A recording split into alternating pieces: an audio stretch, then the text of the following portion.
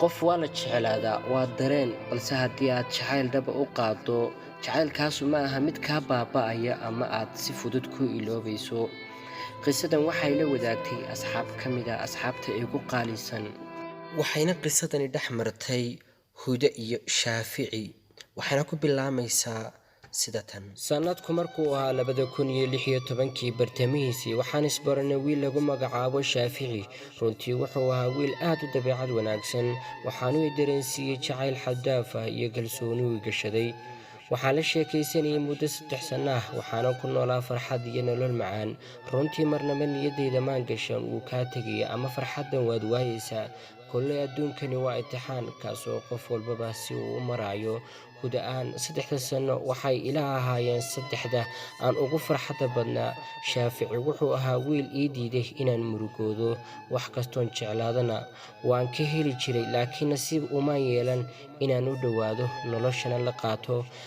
habeenada ka mid ah baan la kulmay yaabaysay. saacaddu markay ahayd 8 fiidnimo ayuu igu yidhi, huda, haddaan kaa dheeraado maxaad samayn lahayd? waxaan ugu jawaabay, mar dambe ha igu odhan.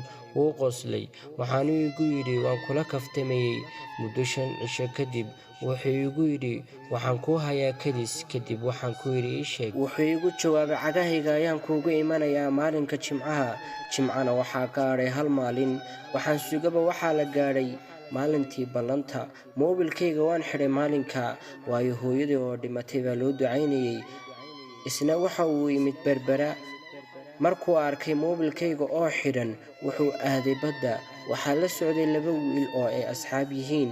waxaanu galay badda. kolley waa qof wakhtigiisii dhammaadee. wuxuu ku yidhi inamadii, waxaan doonayaa inaan keligay dabaasho. haya bay dhaheen oo way ka tegeen. kadib badda waxay joogeen muddo fara badan, balse 4tii galabnimo ayay xusuusteen wiilkii, wayna soo dooneen say u raadinayeen. abbaara saacaddu markay ahayd 5:15 ayay heleen meydkiisa.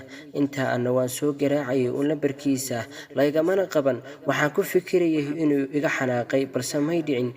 telefoonkiisa waa la xidhay, waxaanuu xidhnaa 10 cisho. waxaan garaacaba waa la furay, waana layga qabtay. kadib waan qayliye. markii saa layga qabtay waxaan idhi, kadiskii ma inaad iga dheeraato ama inaad xidhato telefoonka intaad timid magaalada? waa caadi, ilaan xiisihii baa kaa dhammaadee.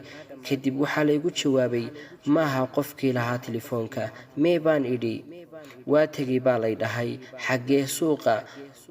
waxaan gabadhii ku celceliyaba. waxaan ogaaday xaqiiqda jirta, laakiin waan samrayaa, waayo qof kasta wuu dhimanayaa. adduunkaaba iska noocaasa.